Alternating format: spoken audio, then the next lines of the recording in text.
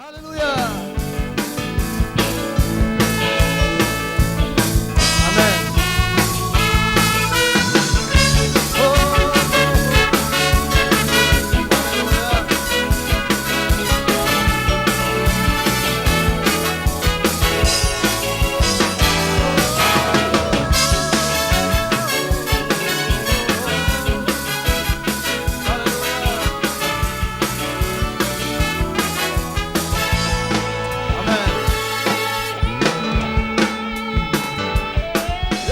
Dia mati bagiku, Dia bangkit bagiku, ya Tuhan Allah penyelamatku. Kuasa dikalahkan, hidupku dipulihkan, ya Tuhan Allah kemenanganku. Dia sungguh baik, Dia sangat baik, Yesus, Dia baik bagiku. Dia sungguh baik, Dia sangat baik, Yesus, Dia baik bagiku. Haleluya. Dia ada di dalamku, bergerak di hidupku, ya Tuhan Allah kekuatanku. Kuasa-Mu di hatiku, dengan kuasa kasih-Nya, ya Tuhan Allah kemenanganku.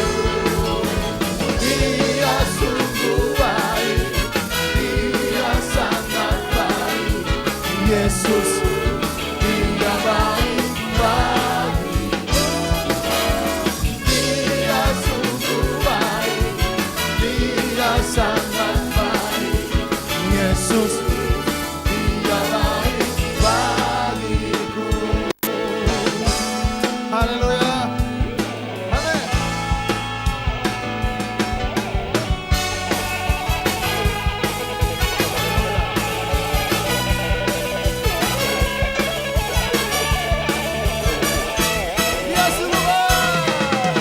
Dia sungguh baik, Dia sangat baik, Yesus, Dia baik bagiku. Dia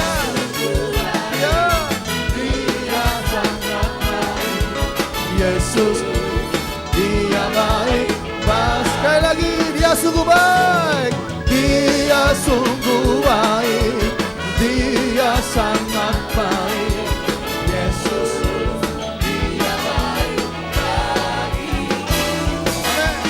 Dia sungguh baik, Dia sangat baik, Yesus, Dia baik bagiku. He is so good to you. He is so good to you. He is so good to me. Jesus is so good to you and me. Oh, He is so good to you. He is so good to me. Jesus is so good to you and Jesus is so good to you and Jesus is so good to you. He's so good to me. He's so good to you and me. Hallelujah. Woo. Amen. Hallelujah.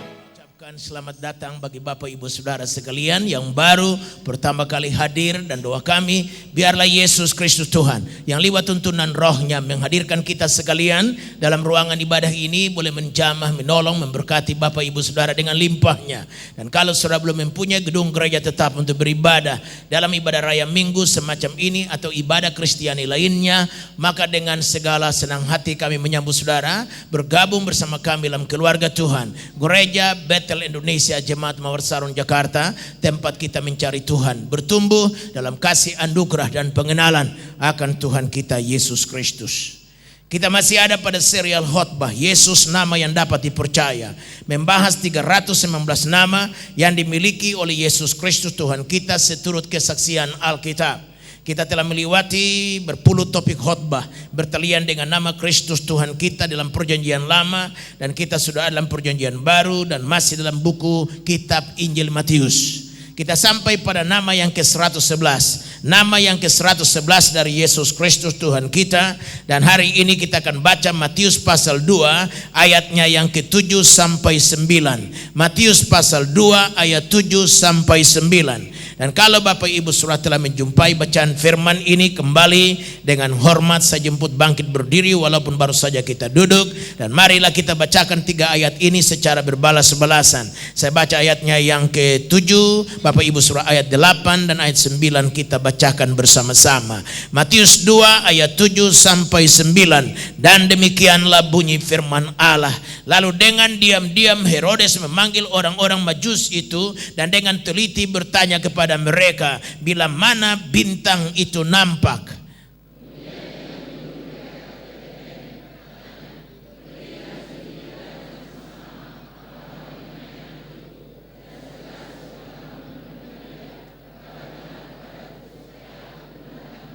Bersama-sama setelah mendengar kata-kata raja itu, berangkatlah mereka, dan lihatlah bintang yang mereka lihat di timur itu mendahului mereka hingga tiba dan berhenti di atas tempat di mana anak itu berada.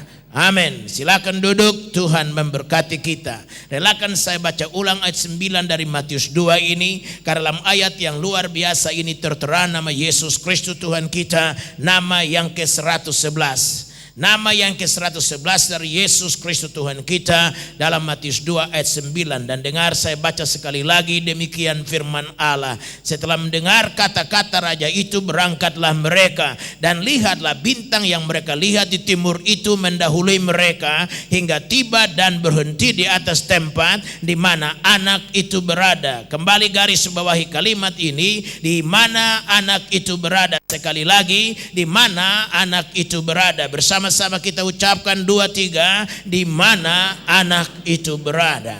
Young child, anak, seorang anak. Nama Yesus yang ke-111 adalah seorang anak. Young child, seorang anak.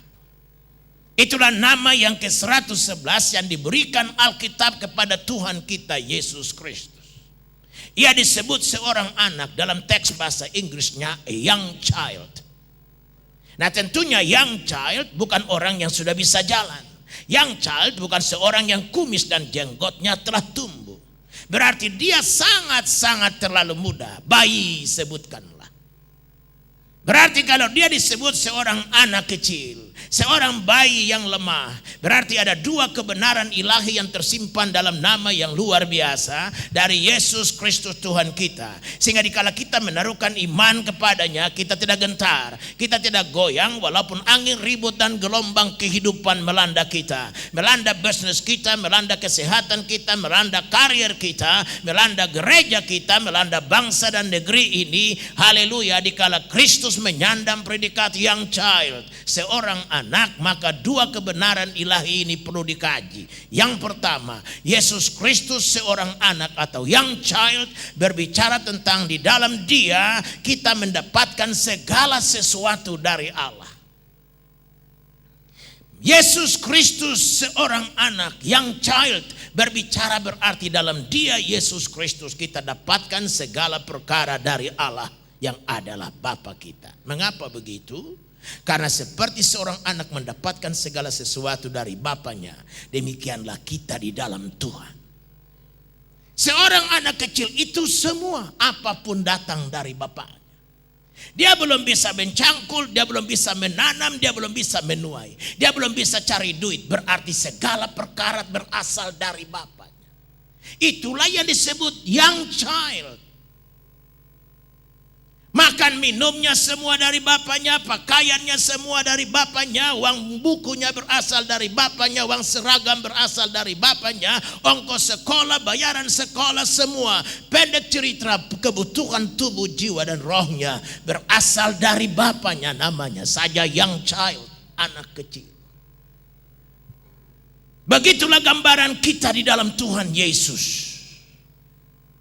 Begitu aku menerima dia sesuai dengan firman Tuhan, seberapa banyak orang yang menerima dia, kepadanya diberikan hak menjadi anak-anak Allah. Dan kalau aku anak Allah karena aku menerima dia, sang anak itu, anak Natal itu menjadi Tuhan dan Juru Selamatku, lalu segala keperluanku ditanggungin oleh Bapa yang ada di surga.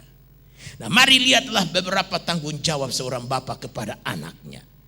Hal yang pertama yang seorang anak dapatkan dari bapaknya adalah kasih sayang. Jika seorang anak lahir, maka kasih semua orang anggota keluarga tertumpu pada anak ini. Opungnya senang, Eda senang, Lae senang, Tulang senang, Amang Boru senang, dan Amang Naburju ikut senang. Haleluya. Nsok senang, icong kung, sukung sukme, sepak taipak, popoh, dan kungkung ikut senang. Tidak ada seorang anak yang tidak membahagiakan anggota keluarganya. Lalu kasih sayang semua keluarga tertumpu hanya pada sang anak kecil yang bernama Young Child. Jadi kalau saya menjadi anak Tuhan, firman Tuhan mencatat jika seseorang bertobat maka beribu malaikat di surga bertempik sorak. Surga menjadi girang, surga menjadi senang karena seorang menjadi anak Tuhan. Sama seperti seorang anak kecil lahir dalam keluarga, maka semua anggota keluarga datang kumpul menyanyi senang. Ada yang bawa ini bawa itu karena ada anak kecil yang lahir. Begitulah catatan Alkitab bahwa setiap orang menerima Kristus dan bertobat, sorga menjadi gegap gempita. Karena apa? Semua perhatian dari sorga tertuju kepada young child, kepada seorang anak. Jadi kalau saya menjadi anak Tuhan, sorga menjadi gegap gempita. Dan semua mata tertuju kepada diriku. Dan sorga bertanya, kirimkan apa yang menjadi kebutuhannya. Lalu Eda bawa baby set.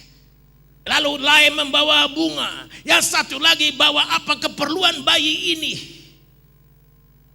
Jadi kalau Yesus disebut young child, dia sedang menyandang satu predikat. Bahwa kalau aku menaruhkan imanku kepadanya, maka seluruh kebutuhanku menjadi tanggung jawab kerajaan sorga. Dan kalau kerajaan sorga yang menanggulangi segala keperluanku, permisi tanya, adakah resesi dalam kerajaan Allah? Jawabannya tidak. Adakah kemacetan sehingga gula menjadi habis dalam kerajaan Allah? Juga tidak. Di negeri ini banyak hal-hal resesi yang mewarnainya. Bulog kehabisan gula, bulog kehabisan beras, harus diimport dari mana-mana. Nah, hari ini, beberapa hari yang lalu Kompas membahasakan presiden negeriku ini sedang melihat persenjataan Rusia. Dan di bawah tertulis akan ditukar dengan kelapa sawit. Dan negara diperkirakan akan dibebani sekian triliun dalam anggaran belanja negara. Tapi kerajaan surga tidak mengalami resesi. Kerajaan surga tidak mengalami apa yang bernama devaluasi. Kerajaan surga tetap sama karena Allah menjadi pemimpinnya. Dan kerajaan Allah karena Allah menjadi pemimpinnya, kuasanya tidak berubah. Kemarin, hari ini, dan sampai selama-lamanya. Dulu dia tolong kita, sekarang dia tolong kita, dia tolong terus. Dia tolong opung kita, dia tolong bapak kita, dia tolong anak kita. Dia tolong kita dulu, baru anak kita, cucu, cicit, dan buyut kita. Dari generasi lepas kepada generasi, kuasa Allah tetap sama oleh karena Allah tidak tergantung kepada apapun dan siapapun. Allah independen. Allah berdiri sendiri. Dan karena Allah berdiri sendiri, dia tidak tergantung kepada apapun dan siapapun. Dan itu sebabnya ajakan Alkitab untuk mengajak kita tidak menaruhkan iman kita kepada siapapun dan apapun, tapi menaruhkan iman kita kepada kesanggupan Allah yang menolong. Haleluya, inilah yang membuat imanku besar. Inilah yang membuat aku tegar menghadapi masa yang sukar. Karena aku percaya aku tidak sendiri. Ada Tuhan beserta denganku. Dan aku meyakinkan jemaat kekasih tidak perlu takut dalam menghadapi tantangan hidup ini. Engkau tidak sendiri, engkau beserta dengan Allah. Dan janjinya ya dan amin. Immanuel berarti Allah menyertai kita. Dan penyertaan Tuhan tidak seminggu, penyertaan Tuhan tidak sebulan, penyertaan Tuhan tidak selama generasi kita, tapi penyertaan Tuhan dari kekal sampai kekal, from eternity to eternity. Haleluya. Itulah Allah yang kuberitakan dari mimbar ini. Namanya disebut young child, berbicara tentang siapapun yang menaruhkan percaya kepadanya, ketergantungannya kepada Tuhan memberikan dia jaminan yang mantap. Itulah hal yang pertama. Surga menyatakan kasih sayang. Allah menyayangi kita, itu saja modal kita. Dan kalau Allah sayang seseorang, haleluya, tidak perlu kompromi dengan siapapun. Kalau kasih Allah sudah ada di atas kita, haleluya, apapun yang terjadi dan apa yang belum ada, Allah mengadakannya. Sebuah jaminan sederhana dari Alkitab berbunyi begini: apa yang tidak timbul dalam hati dan terlintas di kepala, itu disiapkan Allah bagi orang yang mengasihi Dia. Jadi kalau kita mengasihi Tuhan dan kasih Tuhan, kasih sayang Allah itu ada di atas kita. Haleluya. Sesuatu yang belum terlintas di kepala menjadi ide, dan sesuatu yang belum timbul dalam hati menjadi sebuah keinginan dan permohonan. Tuhan Allah menyediakannya. Apalagi dia sudah ada di kepala menjadi sebuah ide, dia sudah ada dalam hati menjadi sebuah angan-anganan, kerinduan dan sebuah doa. Tentunya Tuhan Allah lebih-lebih lagi bertindak untuk mewujudkannya. Nah, saya melihat perkara-perkara besar terjadi dalam gereja ini dan akan datang dalam perkara-perkara besar hanya karena keyakinan ini. Aku berusaha menempatkan diriku ada pada poros kasih sayang Tuhan. Itu saja jaminan. Taruhlah Anda tidak punya siapa-siapa di kota ini karena Anda seorang perantau. Haleluya, tidak mengapa. Tapi kasih sayang Tuhan itulah modal kita. Kalau Tuhan mengasihi kita, haleluya, yang tak ada akan diadakannya, yang sudah ada pun diperlipat gandakannya. Itulah jaminan kita dalam Tuhan. Nah, hal yang kedua yang didapatkan seorang anak dari bapaknya ialah pemeliharaan. Jadi kalau saya menaruhkan hidupku dalam Kristus Tuhan sang anak itu, dan menjadi anak Tuhan, karena jaminan Alkitab barang siapa yang menerima dia, kepadanya diberi hak menjadi anak-anak Allah. Dan kalau aku anak Allah karena Kristus sang anak itu menjadi Tuhan dalam hidupku, maka hal kedua yang kudapatkan dari Bapakku di surga adalah pemeliharaan. Haleluya. Matius pasal 6 ayat 26 berkata, pandanglah burung-burung di langit, yang tidak menabur dan tidak menuai dan tidak mengumpulkan bekal dalam lumbung, namun diberi makan oleh Bapamu yang di sorga. Bukankah kamu jauh melebihi burung-burung itu? Dengar saya baca ulang Matius 6 ayat 26. Pandanglah burung-burung di langit, yang tidak menabur dan tidak menuai dan tidak mengumpulkan bekal dalam lumbung, namun diberi makan oleh Bapamu yang di sorga. Bukankah kamu jauh melebihi burung-burung itu? Dikatakan pemeliharaan dikaitkan dengan kata Bapa. Bapamu yang di sorga. Pemeliharaan tidak dikaitkan dengan Tuhan sebagai majikan atau Tuhan sebagai raja. Karena seorang raja bisa tidak memelihara rakyatnya, tapi namanya seorang bapa. Tanggung jawabnya untuk memelihara keperluan anak-anaknya. Dikatakan burung sebagai contoh, tidak menanam, tidak mempunyai lumbung tempat simpanan makanan. Tapi Bapamu, dengar, Bapamu, sekali lagi dengar, Bapamu di surga memeliharakan mereka. Apalagi kamu yang menjadi anaknya. Berarti kalau aku menjadikan Kristus sang anak menjadi Tuhanku, dan aku menjadi anak-anak Tuhan di dalam iman kepadanya, wujud kedua yang kudapatkan dari Bapakku yang ada di surga ialah pemeliharaan. Karena itu saya katakan tadi bahwa ekonomi negeri ini memorat-marit bukan soal bagi kita. Oleh karena hidup kita tidak tergantung kepada ekonomi negeri kita, tapi hidup kita tergantung kepada kesanggupan Bapa di surga dalam memelihara kita, seperti Dia peliharakan burung yang ada di udara. Dia memberikan warna-warni yang indah kepada kuntum bunga yang ada di padang, yang hari ini mekar dan besok menjadi luruh. Apatah lagi aku yang melebihi semua itu. Inilah keyakinanku. Sehingga aku berusaha, ya berusaha. Aku berdagang, ya berdagang. Aku mengerjakan pekerjaanku sebagaimana layak orang lain mengerjakannya. Tapi aku tidak mengerjakannya dengan ragu-ragu. Aku tidak mengerjakannya dengan hitung suara toke. Toke untung, toke rugi, toke untung, toke rugi. Toke tidak berbunyi lagi, maka rugilah aku. Enggak begitu, bos. Kita tidak berusaha berdasarkan bunyi suara toke, tapi kita berusaha berdasarkan Allah anjurkan, dengan penuh di muka-muka makan rezekimu. Dan aku percaya beserta dengan Tuhanku aku berusaha. Lain dengan aku berusaha sendiri. Aku berusaha sendiri ngos-ngosan hidupku. Tapi aku berusaha bersama dengan Tuhanku, lalu enteng bisnis itu. Lalu lancar dan gampanglah bisnis itu karena Tuhan yang menolongku. Karena itu hari ini yakinkan diri masing-masing kita. Bahwa dikala kita menjadikan Kristus sang anak menjadi Tuhanku. Dan kita menjadi anak-anak Allah dalam dia. Maka pemeliharaan Tuhan menjadi bahagian dan milik kita. Biarpun bagaimanapun orang percaya itu tidak ditinggalkan Tuhan. Sampai mati kelaparan. Pemazmur berkata, dulu aku muda sampai aku tua. Belum pernah aku melihat orang benar. Anak cucunya meminta-minta sedekah. Anak cucu berarti dari generasi lepas kepada generasi. Tuhan memelihara kita. Pemeliharaan yang ketiga, berkat yang ketiga yang Allah berikan ialah hal-hal yang terbaik. Hal-hal yang terbaik.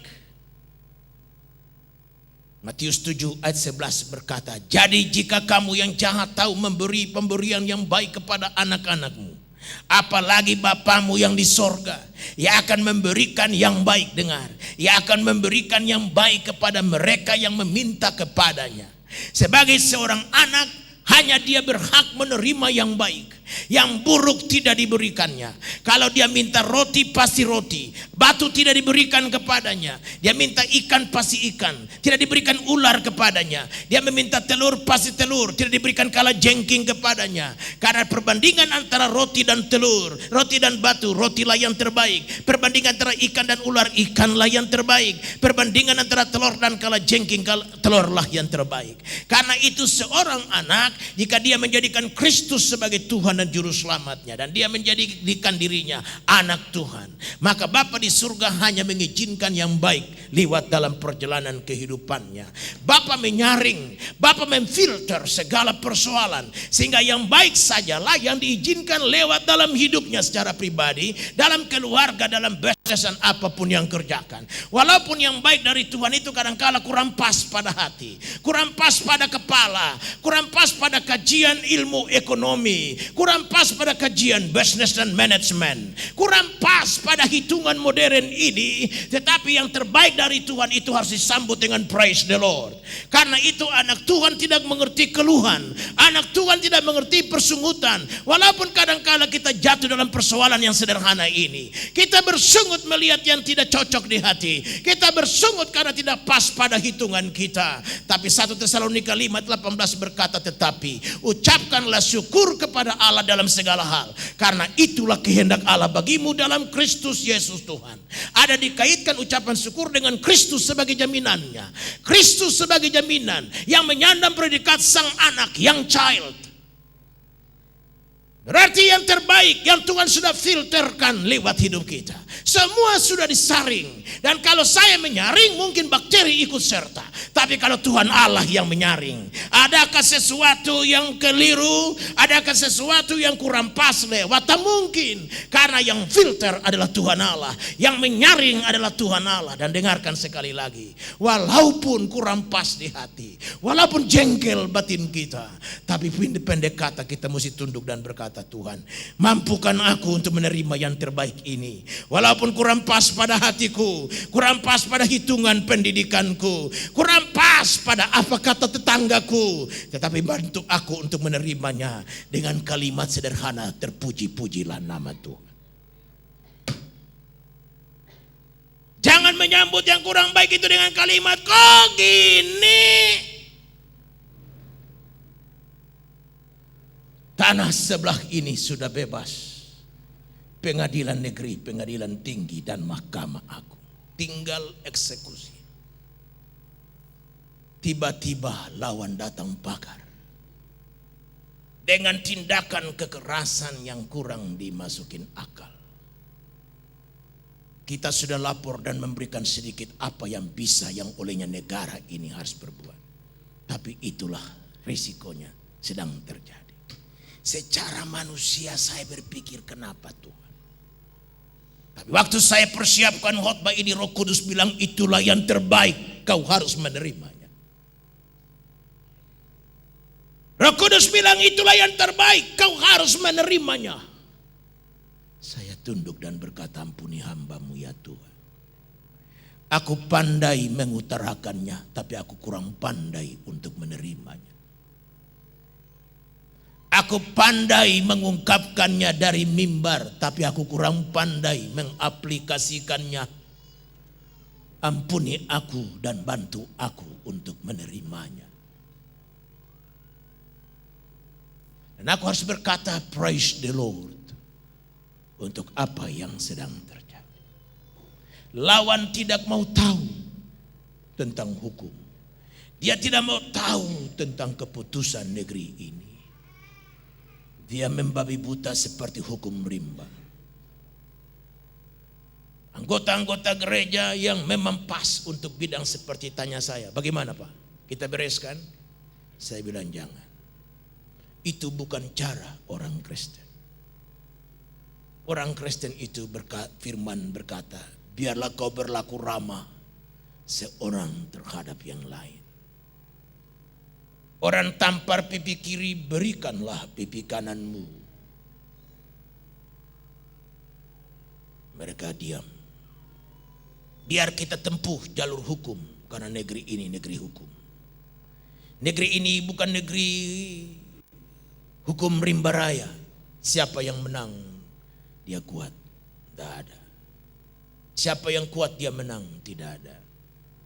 Tidak ada yang kebal hukum di negeri ini, kata saya. Biar kita serahkan kepada Tuhan Panglima Perang. Kalau Tuhan yang menyaring, tidak pernah salah saringan itu. Kalau Tuhan yang memfilter, tidak pernah salah filter itu. Klepnya nggak pernah rusak. Klep yang rusak hanya ada antara kita. Filter yang salah hanya ada di antara kita. Saringan yang jebol hanya ada di antara kita. Tapi saringan yang jebol tidak ada pada tangan Tuhan. Filter yang klepnya rusak tidak ada pada tangan Tuhan. Dia sempurna dalam jalannya. Dia sempurna dalam kepikirannya. Dia sempurna dalam langkah-langkah yang diambilnya. Karena itu aku harus berusaha dengan bantuannya juga lewat rohnya yang kudus. Yang sebentar lagi kita akan rayakan hari kenaikannya ke sorga. Pada tanggal 29 Mei nanti. Tapi pemerintah telah tetapkan bahwa hari libur yang jatuh dekat minggu, maka diundur supaya minggu itu menjadi, hari libur itu menjadi panjang. Supaya negeri ini bisa didatangi oleh para wisata. Setuju? Karena kita tidak menyembah hari. Kita tidak menyembah waktu. Kita menyembah Tuhan pencipta hari. Kita tidak menyembah hari Sabat. Kita tidak menyembah hari Senin. Kita menyembah hari Jumat. Kita tidak menyembah hari Minggu. Kita menyembah Tuhan yang menciptakan hari-hari kita. Karena itu bukan Jumat Agung. Kenaikan Kristus ke surga nanti yang jatuh pada tanggal hari Kamis 29. Dia berubah menjadi Jumat tanggal 30 Mei. Saya mengundang saudara sebagai gembala jemaat untuk menghadiri ibadah kenaikan Kristus ke surga dalam 3 kali ibadah, jam 6 pagi, jam 9 pagi, dan sore jam 5. Betapa dahsyat Tuhan kita ini. Syukur dia menyandang predikat nama young child, seorang anak. Seorang anak bukan saja mendapatkan kasih sayang seturut dengan Mazmur 103 ayat 13 tadi saya lupa membacakannya, seperti seorang bapa sayang kepada anak-anaknya, demikian Tuhan sayang kepada orang-orang yang takut akan Dia. Berarti seorang anak mendapatkan kasih sayang, kedua pemeliharaan, ketiga hal-hal terbaik, yang keempat yang dapatkan seorang anak dari bapaknya apa? Warisan.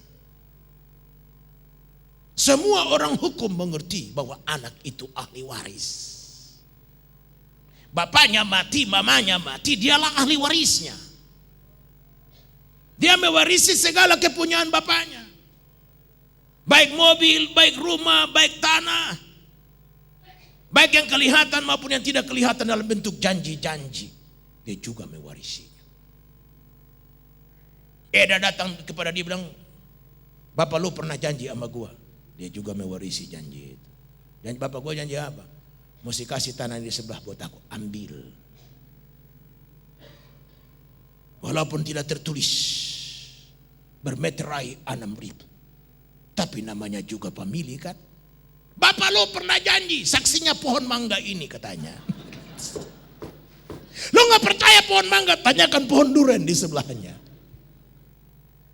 Inilah benda-benda yang menjadi saksinya. Bapak lo janji di sini. Nah, karena itu Eda dan Laya sendiri. Oke, ambillah Eda. Gak jadi soal. Kita gak bawa serta ke kuburan. Ambillah kalau memang itu bapakku janji. Tapi kalau bapakku tidak janji, ntar malam dia akan datang menjumpai Eda. Tuyul dong. Lah habis kita mau bikin apa? Masa kita mesti ribut dengan pemilih sendiri kan? Masa tusuk-tusukan di bawah pohon nangka? Jadi kita paling cuma bilang begini, kalau memang bapakku janji, ambillah. Tapi kalau bapakku tidak janji, tahu sendiri. Ntar malam aku akan suruh dia datang menjumpai Eda. Akhirnya Eda gentar juga. Enggak, kau cuma bohongin doang. Haleluya. Saudaraku sekalian, jadi kita dapat warisan ya. Haleluya. Saya mau baca ayat tentang warisan dulu. Amsal 19 ayat 14. Rumah dan harta adalah warisan nenek moyang, tetapi istri yang berakal budi adalah karunia Tuhan. Jadi warisan itu datang dari nenek, datang dari kakek, datang dari bapak, terus turun. Jadi warisan itu ada kesinambungannya. Dari opung turun ke bapak, turun ke aku, dan terus ke anakku, kepada cucuku, cicitku, terus. Itulah warisan. Amsal 13 ayat 22 berkata, orang baik meninggalkan warisan bagi anak cucunya, tetapi kekayaan orang fasik disimpan bagi orang benar.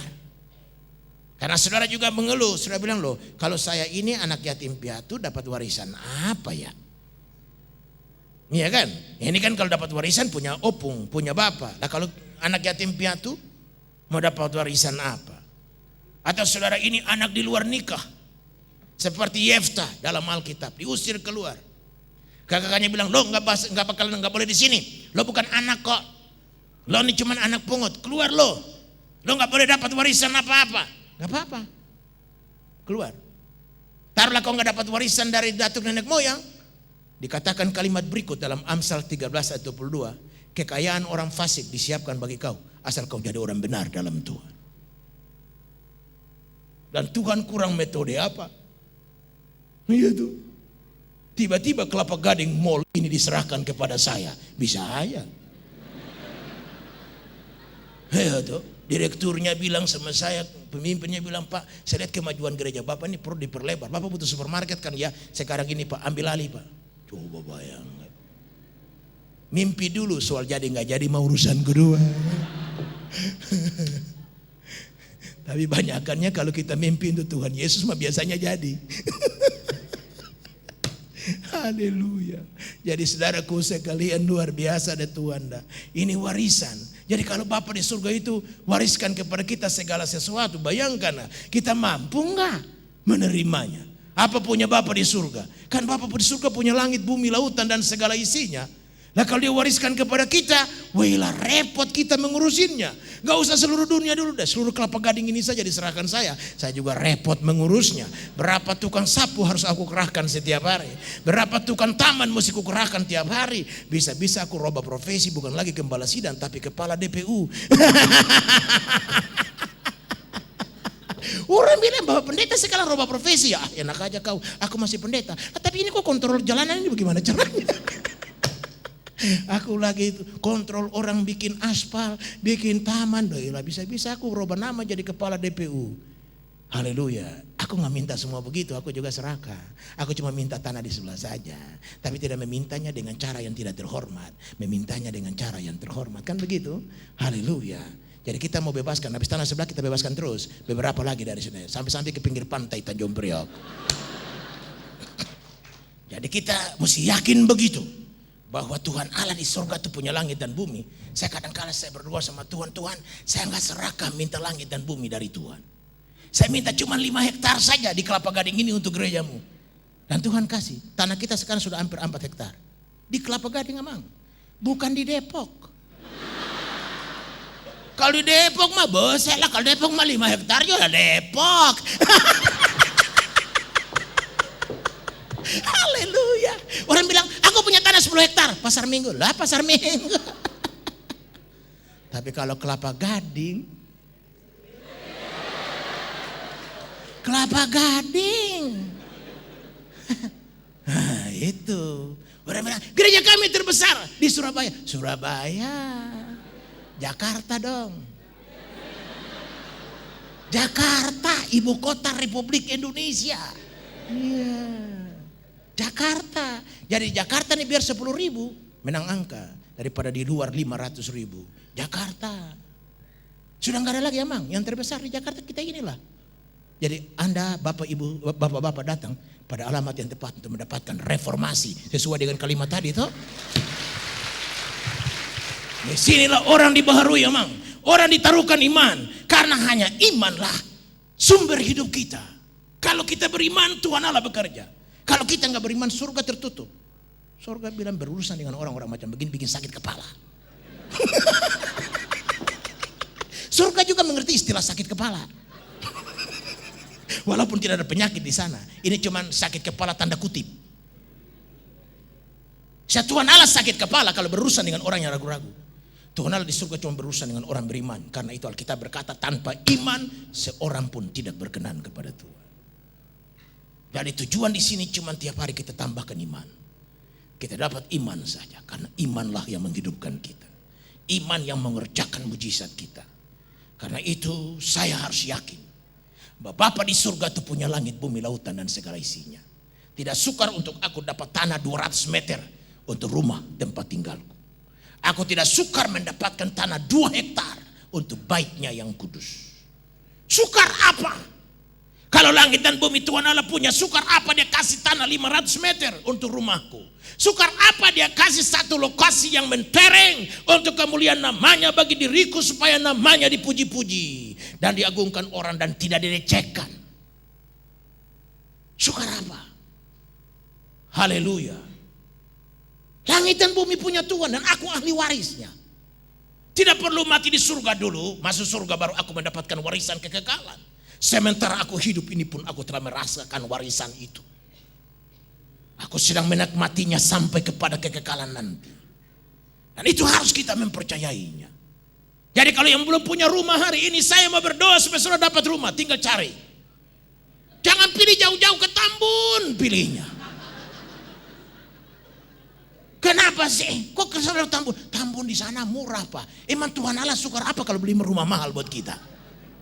Ayo, kok sampai mesti pilih ke Tambun? Mau kebaktian jam 9 aja bangun jam 3 pagi. Ini kan merepotkan. Sampai di gereja temiring-miring. Teman bilang, jangan lo manggut pendeta melulu, jangan nuntut hormat, tahu enggak? Dia kamu hormatin aja dia. Karena bangun jam 3 lah Tambun. Ini sebelah nih, ada rumah-rumah baru nih sebelah nih. Pulang dari sini, cari yang terbaik lalu doakan kepada Bapak di sini. Jadi ke gereja tinggal jalan kaki. Kalau saya sudah tahu anggotaku banyak, saya jebol tembok ini 3 buah untuk bikin pintu.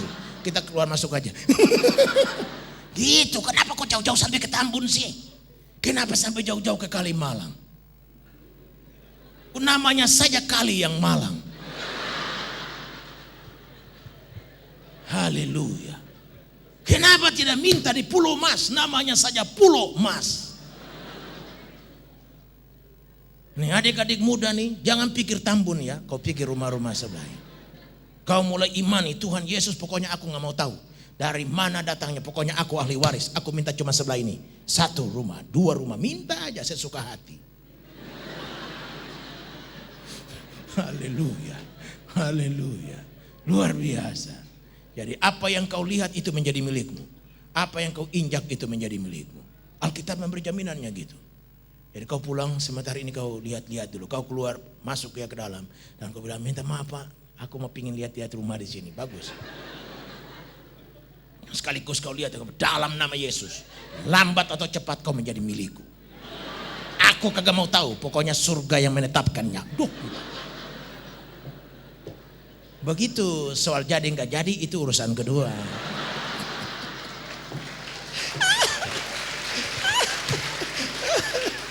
Haleluya. Lihat tuh itu kok tiur saja sampai tangannya begini-begini itu, bayangkan. Haleluya, karena dia mengimaninya. Luar biasa. Jadi mesti begitu. Karena kita tahu bahwa Tuhan Allah yang kita sembah ini Allah yang kaya. Jangan kontrak melulu. Dari zaman Nippon sampai sekarang kontrak aja. Tahu Nippon? Zaman company. Iya tuh. Jadi kita waktu itu masih ABG. Kita belum punya rumah. ABG juga, ABG itu artinya anak baru gede. Tapi juga ABG ada lagi anak apa namanya tuh? Angkatan babe gue. Dari kita ABG remaja sampai kita menjadi angkatan babe gue, gak punya rumah terus. Jangan begitu, bos. Kita ini ahli warisnya Tuhan. Haleluya. Kita mesti minta, Tuhan, aku ahli warismu. Aku gak minta serakah-serakah. Aku cuma minta berikan aku rumah yang dekat dengan gereja supaya aku gak susah-susah. Aku bisa datang melayani, aku bisa begini begitu. Kerjakan, minta yang terbaik dari Tuhan. Karena yang terbaik sajalah Bapa berikan kepada anak-anaknya. Haleluya. Perlindungan. Bukan saja warisan, tapi perlindungan pun diberikan Tuhan pada kita. Haleluya. Yesaya 57 ayat 13 berkata, tetapi orang yang berlindung kepadaku akan mewarisi negeri dan akan memiliki gunungku yang kudus. Orang yang berlindung kepadaku akan mewarisi negeri. Nah, kalimat ini tolong dikaji dulu. Berarti perlindungan Tuhan memperpanjang usia. Sampai seseorang bisa mewarisi sebuah negeri. Negeri dengan dia rasanya gak mau pisah. Berarti umur panjanglah orang ini. Berarti perlindungan Tuhan memberi kesehatan. Perlindungan Tuhan memperpanjang umur. Perlindungan Tuhan memberikan kepada kita semangat baru, gairah untuk hidup. Kita semua sedang dikejutkan dengan wabah penyakit SARS. Beberapa hari yang lalu saya mendapatkan email dari Taipei. Dari seorang pendeta yang bernama Pendeta Wu. Pendeta Wu inilah yang membuka jalan bagi saya sehingga kita beberapa majelis pergi ke mainland China di satu daerah Anhui namanya, dan kita di sana melayani dan kita bebaskan sebidang tanah dan bangun sebuah gereja, dan videonya dikirim, keren sekali gereja itu. Kita kirim hampir 10.000 US dollar. Berarti pada waktu itu dolarnya masih 13.000, berarti 130 juta. Kita kirim ke mainland China. Tanahnya sudah ada, tinggal membangun gedungnya. Dan dia kirim video itu. Nah, dia email sama saya, dia bilang, Pak Yakob, saya baru saja dapat berita dari Anhui bahwa saya akan segera ke sana untuk beberapa minggu bersama istri saya dan salah satu pengerja gereja. Kami mau menginjil di sana hampir 3 minggu. Kalimat terakhirnya, tolong doakan kami dari wabah SARS. Dia suruh saya doakan dia dari wabah SARS. Kita sedang takut dan gentar terhadap wabah ini. Pak Dr. Mulyadi, anggota gereja kita yang adalah pimpinan klinik Mawar Saron setiap minggu, di mana kita memeriksa apa saja secara cuma-cuma, beliau menjadi pimpinannya. Dia ini ditetapkan sebagai seorang dokter di negeri ini yang bisa memberikan penjelasan tentang SARS. Beliau kemarin datang ke sini dan kebetulan saya ada di situ, dan beliau cerita-cerita sama saya. Ada satu hotel di Hong Kong namanya Hotel Metropole. Dan dari hotel inilah wabah SARS itu mencar ke seluruh dunia. Ke Kanada, ke Australia, ke Amerika, dan diselidiki semua. Begitu rupanya pasien-pasien yang mati di Kanada, di Amerika, di Australia itu semua pernah nginap di Hotel Metropole ini. Dan sederhana saja penyakit SARS itu. Dia bilang kadang-kala dari lewat tombol lift pun penyakit itu bisa kejangkit. Jadi orang yang pilek SARS ini dia tak pegang tombol lift itu, begitu kita pencet lalu kita pegang-pegang hidung, maka masuklah wabah itu ke hidung. Jadi semua yang mati, baik yang ada di Kanada, yang ada di Australia dan Amerika, diselidiki semua pernah nginap di Hotel Metropole di Hong Kong ini. Nah, coba kalau kita dengar berita macam begini, apa kita punya hati nggak cium? Anda lalu kemana-mana pun takut. Anda mau nginap di hotel, Anda mau pencet pun mungkin Anda harus pakai sapu tangan. Anda mau makan di dapur takut, Anda mau nginap di hotel takut, Anda mau tidur takut, Anda mau kemana takut. Tapi firman Allah berkata bahwa perlindungan Tuhan itulah jaminan kita. Saya sudah khotbahkan beberapa minggu yang lalu tentang Mazmur 91. Bahwa orang yang berlindung dalam naungan Allah terpelihara di bawah naungannya. Walaupun bala sampar beredar-edar, walaupun teriknya matahari dan panah api yang beredar-edar di malam hari. Orang berlindung dalam naungan Allah terpelihara di bawah kepaknya. Memang betul, naungan Tuhan itulah jaminan kita. Ya Tuhan melindungi kita. Yesaya 57 tadi berkata bahwa ayatnya ke-13, tetapi orang yang berlindung kepadaku akan mewarisi negeri.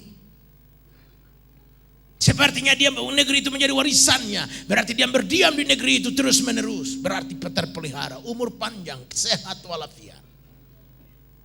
Saya tidak mengesampingkan segala perbuatan manusia, tetapi perlindungan Tuhanlah di atas segala-galanya. Itu hal yang pertama. Hal yang berikut tentang nama Yesus yang ajaib. Yesus seorang anak, lalu menggambarkan bahwa dalam dia ada hidup yang berkesinambungan. Seorang anak itu adalah kelanjutan daripada turunan bapaknya. Anak itu melanjutkan keturunan. Berarti dalam anak ada kesinambungan kehidupan. Makanya kalau orang yang mandul selalu berkata, waduh habis deh margaku sampai di sini. Karena anak itu melangsungkan keturunan, melangsungkan marga. Makanya kalau ada orang mandul merupakan satu pukulan buat dia. Tapi kalau dia beranak, dia punya turunan. Dia bisa rasa bangga. Karena keturunanku disambung oleh anakku ini. Margaku tidak berhenti sampai di sini. Ada kesinambungannya. Berarti seorang anak berbicara tentang hidup yang berkesinambungan. Hidup ayahnya diwariskan kepada anaknya. Makanya ada istilah pepatah Belanda bahwa buah tidak jatuh dari pohon, jauh dari pohonnya. Berarti pohon itu kesinambungannya letak pada buah yang sedang jatuh itu. Dia akan tumbuhkan kembali tanaman baru sebagai ganti dari tanaman yang telah ada. Begitulah gerangan seorang anak adalah kelangsungan daripada keturunannya. Matius 22 ayat 34. Matius 22 ayat 24. Matius 22 ayat 24, seorang Farisi bertanya begini. Guru, Musa mengatakan bahwa jika seorang mati dengan tidak meninggalkan anak, saudaranya harus kawin dengan istrinya dan membangkitkan keturunan bagi saudaranya itu. Membangkitkan keturunan, garis bawahi keturunan. Berarti anak dalam tanda kutip bahwa dia adalah kelangsungan daripada keturunan. Dia melangsungkan keturunan. Makanya saya bahasakan bahwa di dalam anak ada hidup yang berkesinambungan. Nah, kaitkanlah dengan Kristus Tuhan. Jadi begitu aku percaya Kristus dan menjadikan dia Tuhan dan Rajaku, aku lahir baru dalam dia. Aku menjadi anak Tuhan, maka dengan posisi anak Tuhanku itu, maka kuburan bukan lagi menjadi batasan hidupku. Berarti ada hidup yang berkesinambungan dalam dia. Hidup apa gerangan itu? Hidup kekal. Karenanya saya berkata hidup ini terbagi dua sisi. Yang sementara dan yang kekal. Yang fana dan yang baka. Di dunia dan di akhirat. Dua-duanya akan kita jalani. Kita sedang menjalani yang sementara sekarang. Nah, kalau Alkitab berkata 70-80 manusia boleh hidup. Nah, saya sekarang udah jalan 57. Nah, tinggal hitung aja.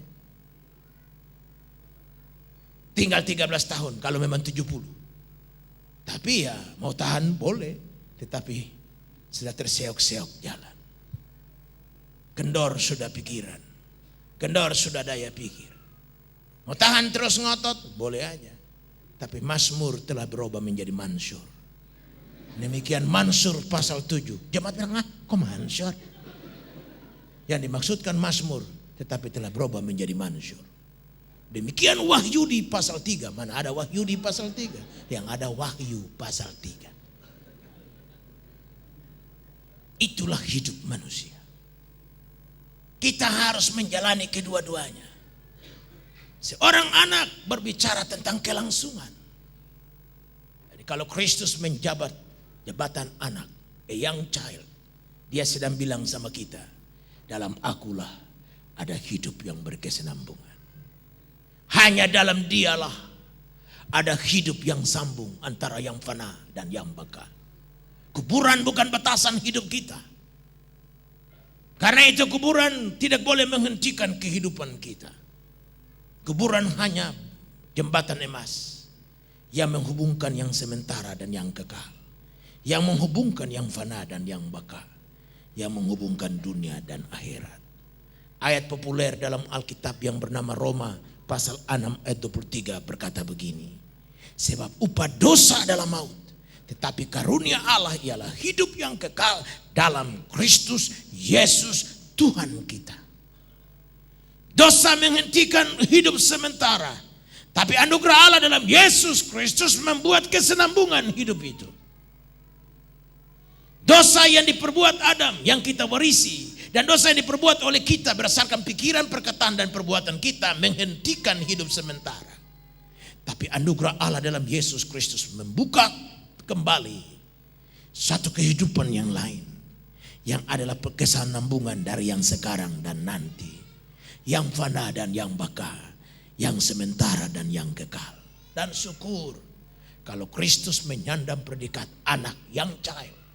Dia sedang berbicara dalam dia, aku dan saudara, yang menjadikan dia Tuhan dan Raja. Ada hidup yang terus menyambung dari sini sampai kepada hidup yang kekal. Haleluya. Yohanes 3 ayat 36, sebuah ayat populer lagi. Barang siapa percaya kepada anak, garis bawahi anak. Ada kata anak yang dikaitkan di sana. Sekali lagi, Yohanes 3 ayat 36. Barang siapa percaya kepada anak, ia beroleh hidup yang kekal. Tetapi barang siapa tidak taat kepada anak, ia tidak akan melihat hidup, melainkan murka Allah tetap ada di atasnya. Yohanes 3 ayat 16. Karena begitu besar kasih Allah akan dunia ini, sehingga diberikannya anak yang tunggal, Yesus Kristus, supaya barang siapa yang percaya kepadanya tidak binasa, melainkan beroleh hidup yang kekal. Dalam dia kita mendapatkan segala perkara. Dalam dia ada hidup yang berkesinambungan dari fana yang kebaka, dan dari sementara kepada kekekalan. Mari kita bangkit berdiri dan kita datang di dalam doa. Bapa, Engkau sungguh baik, kasih-Mu melimpah di hidupku. Nyanyikan pujian ini, kita pandang Tuhan, kita berserah kepada kasih karunia. Haleluya.